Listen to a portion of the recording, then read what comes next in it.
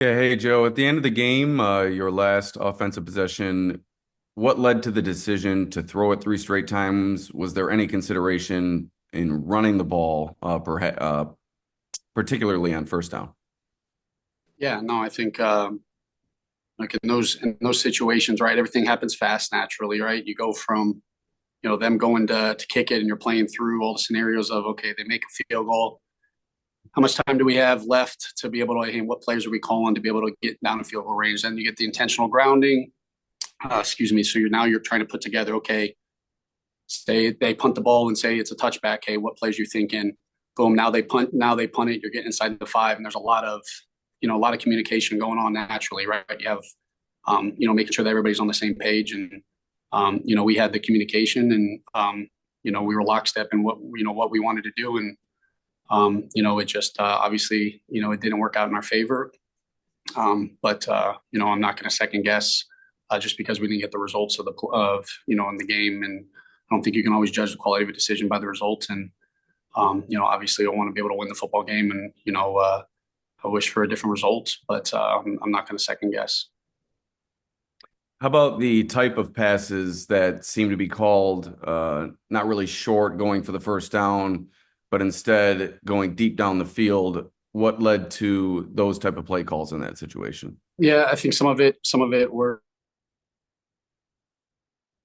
had an underneath answer, and if you get a one-on-one, potentially take the check. And one of the plays, Josh kind of saw something and wanted to take advantage of it. And so I just got to continue to do a better job, in those situations of kind of talking through it. You'd love to be able to, you know, uh, you want to get a first down. That's the most important thing, and so us just being smart situationally in those of like, hey, the intent of kind of what we're trying to get done there, just be able to get out of the end zone. Just it's a completely different mindset with where we are, and you can't have a holding penalty, and you don't want any negative plays to happen. So, if we're going to be aggressive there, we got to be smart with the passes that we're doing. But when you go incomplete and complete, it makes it real tough to have a 3rd and 10, no matter where you are on the field, especially backed up in that situation, to be able to go out and get a conversion. But yeah, we're not looking to have every ball go 50 yards downfield. So I can help that with the play calls and the intent, and we just got to do a better job executing. And last one for me, Josh, struggling a bit yesterday. Did you feel like you went away from the running game perhaps a bit too early? Um, no, I think look, some of the drives in the first half, you know, uh, we got a little behind the chains, a little off schedule. Sometimes make it a little tougher to run the ball and or to stay, in a routine, in a rhythm. You got to get Josh back in.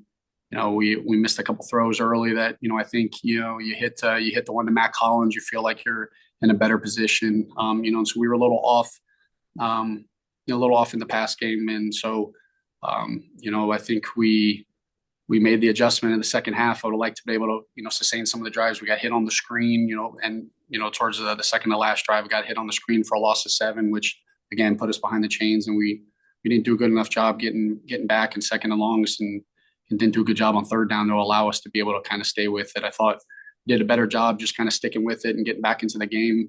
Contrasting to the Baltimore game of being able to run the football, and you're going to have some bloody runs. There's going to be some ones that kind of everybody that you might be only to get 3 yards, but you got to make a living with it, and because it's going to open up later. And we just didn't get one that we felt like ended up popping on us, but I felt like it allowed us to get back into the football game, and we got to do a better job cleaning up the pass game, so that as we're running the ball, we get the box that we want to be able to take advantage of it in the pass game.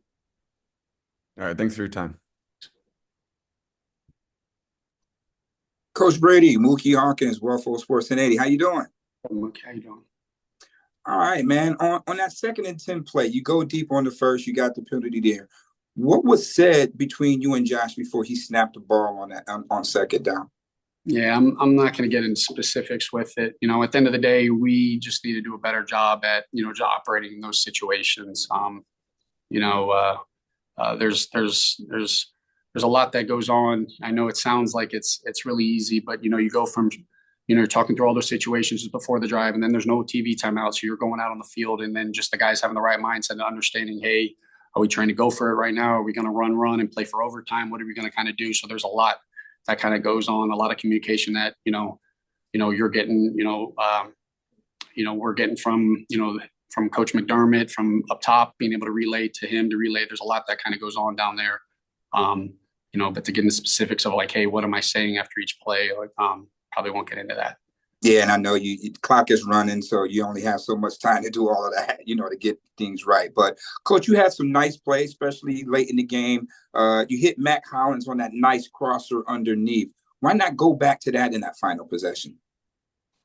Yeah, no, I think when you're backed up, you got to be mindful of any of the plays, right?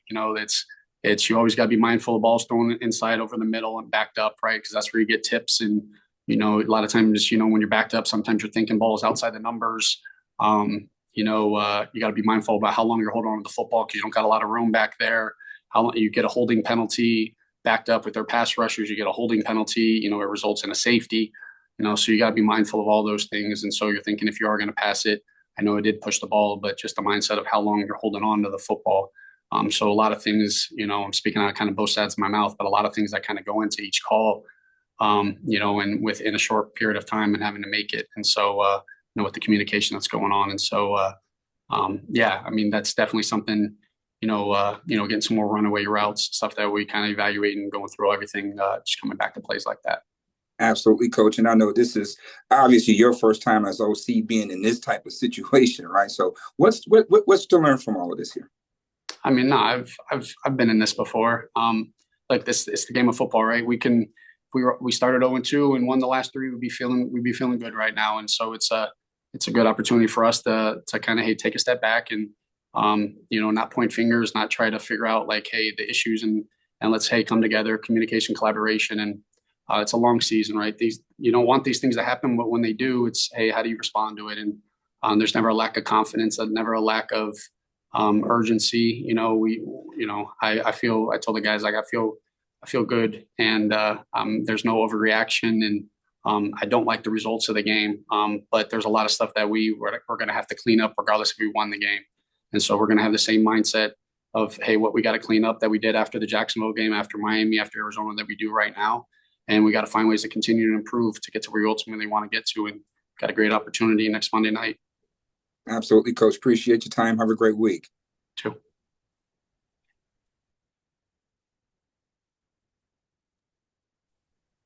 Good afternoon, Coach. How you doing, bud? All right, I had a question in regards to the two tight ends. The franchise seemed to invest a lot into the two tight ends. And so far this season, it doesn't seem that Dawson Knox has been a big part of the offense. I think he only has 5 targets with 3 catches. Are you dissatisfied of the production of your tight ends so far? No, I'm not dissatisfied. Look, I'm always, you guys know one thing about me, right? It's if we're not producing, right, I always got to look myself in the mirror and point the thumb, right? And I have no issue saying that when our guys play well and guys are producing, I'm going to praise them. And when they're not, it's on me. And so, no matter whether it's out of our 12 personnel or 13 personnel, even shoot some of the wideouts on 11, like, you can't get everybody the ball, but I got to do a better job of us being able to move the football. And a guy like Dawson Knox helps us. And, and so whether it's 12 personnel, whether it's 11, whoever it is, we got to do what we got to do to be able to stay on the field, stay in manageable first and second downs and not be in these long third downs. I think that's been a big difference these past 2 weeks. And so, something that 12 personnel, obviously something that we're going to look into and figure out what, is that something that gives us the best opportunity of success. My last question to you, Coach. The last couple of weeks, your in-game adjustments have been very good. What do you have to do to get the offense going a little bit earlier in the game to have more success at the beginning of the game rather than coming from behind, even though it is a good thing that you make the in-game adjustments for the team during the course of the game, but you just came up a little short yesterday.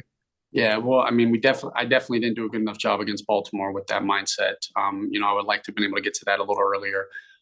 Same thing yesterday. And that doesn't mean, hey, we just got to get to the run game. It's more about seeing how the game's being played and, how we're doing with certain concepts and whatnot. And, we came out of halftime, with a mindset of, hey, what we were gonna need to do to win that football game. And thought the guys did a good job. And those first two drives to find a way to get down and get points. But it's always best when we start fast, right? We obviously fumbled the first drive against against Arizona, which wasn't good. We scored on the first two drives. First drive against Miami, first drive against Jacksonville. It does a great job for energy. It helps set the tone, especially when the offense is out on the field first. I don't want our guys thinking, hey, it's 0-2 and you got two strikes at the plate. Like if we don't score or we don't get the first downs, that, oh man, it's going to be a long game. But 2, 3 and outs the last 2 weeks isn't good enough. It's not who we are. And, so we got to do a better job just coming out. And we've had 2 on schedule second down and third down calls on the first drive of the game. So it's not like we've been living in 3rd and 10. And so we have to do a better job at that. I got to do a better job of making sure that, we stay on the field, because when we stay on the field, good things happen. All right. Thanks, Coach. Appreciate you. Good afternoon, Coach George Redney, Challenger Community News. Good afternoon to you. How you doing, George? All right. Question for you. With Ty Johnson averaging 5 yards a carry yesterday, and Cook averaging 4.1 yards per carry, just wondering, with Cook, why possibility of Cook getting more outside zone plays for James Cook, because he's the speedier receiver, running back, and Ty Johnson is more of a bruising back. Why is it possible for those guys to have more inside runs for Johnson and more outside zone plays for James Cook? Yeah, I think, a big thing with our running backs, while they are different, we feel that our running backs, can kind of really do all the runs. So it's not, hey, this guy's on the field, he can only do this scheme. The same runs that Ty ran yesterday, Jimbo got those same type of runs. Ty did a great job on the one to start the second half, being able to kind of pop it. So we wanted to kind of stick with him on that. But I feel confident with whoever's running the football, with the way that our guys are kind of playing, and, they're doing such a good job of, and we're just got to continue to find ways to get better at just understanding how the offense linemen are approaching the blocks. And so the running backs, a lot of people think that when you're running the football, it just has to do with the offensive line and seeing it, but just understanding, hey, when it's an under front, when it's 3 technique, this is how we're going to approach it to be able to set this up. And so we're just going to continue to find ways to get better so that we're all on the same page, regardless of who's running it. Yes, indeed. And down there in the last drive, I'm just wondering why both of those guys, Johnson and Cook, weren't in. And even if you're going to throw, at least give them the illusion that you could might run the football. And especially with those guys averaging that kind of run, why didn't they run the ball from your own 2-yard line or deep in your own territory? Yeah, no, I mean, there was a running back in the game, so there always is that illusion. And, obviously the passes didn't work. And so, hindsight, you love to be able to say, hey, should have gave him the ball and be able to go get the first down and see it in overtime. Yeah, from the press box looking down there, so the running back was on the outside. There was nobody in the backfield on none of those 3 plays. Yeah, am I correct on that? Sure. Second down, they were an empty on second down. First down and third down, there was a running back in the backfield. But at the end of the day, it didn't make a difference because we threw the ball. Right. Was that your call, or does the head coach override you on late in the game like that? We're always lockstep with our communication. Okay, so you were lockstep and agreed on not running the football. Okay. Whatever ends up going, we're all on the same page with.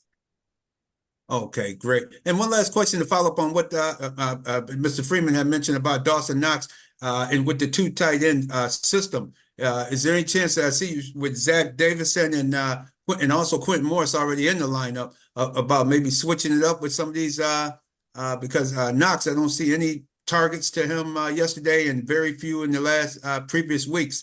Is it possible looking at that position for a possible shakeup? No. We have full confidence in Dawson Knox, Dalton Kincaid, Q Morris. Zach Davidson's a guy that, if need be, we'd feel confident in him being able to play, being on the practice squad. But no, I have no. I believe in Dawson Knox. I know the type of football player he is, and he's just got to find ways to get the ball in his hands because he's been able to have success his career here, and we got to do a better job with that with him.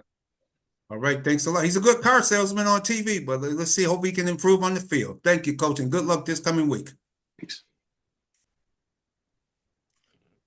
Hey, Joe, how are you?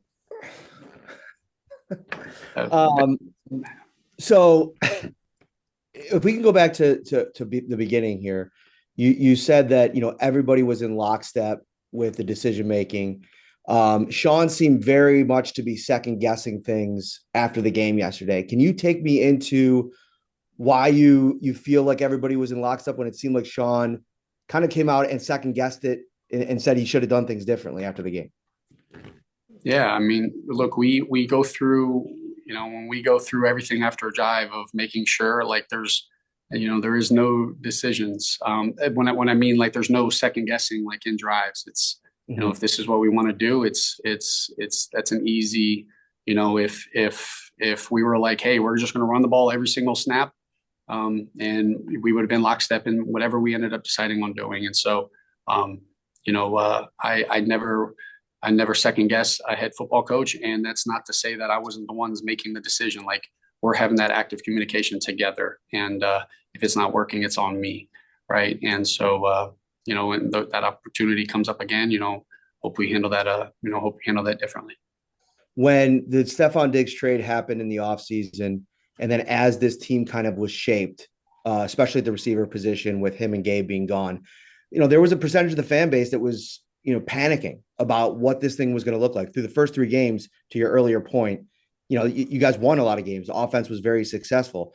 What do you say to that part of the fan base that has this concern about the lack of production from the receivers, especially the last 2 weeks, and how this thing has looked most recently? Yeah, I mean, when you lose 2 games, there's always going to be concern. But inside this building, there's not. Right inside this building, we believe in who we have. We believe in the unit. We believe in the room. We believe the guy that's throwing the football. And we believe we'll be able to get open. And that's a constant theme. And that's not just words. That's belief. And we'll continue working. And like I said, the sky hasn't fallen. We've lost 2 games, and I don't want to lose football games. I'm a competitor, and I don't sleep when we lose a game, much less 2 in a row. And we got to make sure that we're fixing what needs to be fixed. We're not just changing things just to change it, and we're finding solutions to some of the things that are consistently showing up. But there's the belief, the confidence, the moxie, like none of that's changing in here, and we know who we have, and we just got to make sure we go out there and execute at a higher level. Thank you.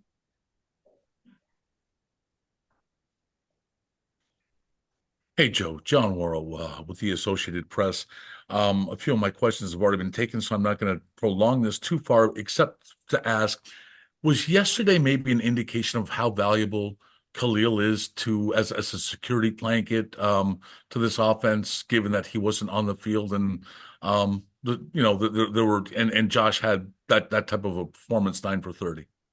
Yeah, I mean, yeah, anytime you lose one of your better players, it's definitely, it's not fun, right?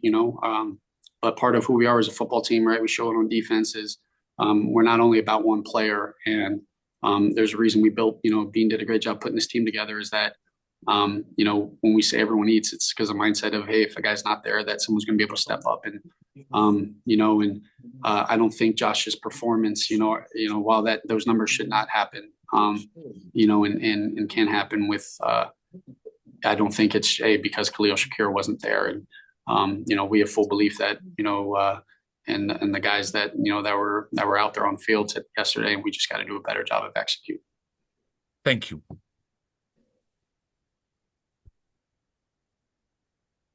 Hi, Joe. It's Jay with the Buffalo News. I just wanted to go back to something you said in your first answer about not second guessing, even if you don't get the results. Given that the end of the game situation failed the way that it did and, contributed to costing you guys the game, how do you not second guess that naturally? Yeah.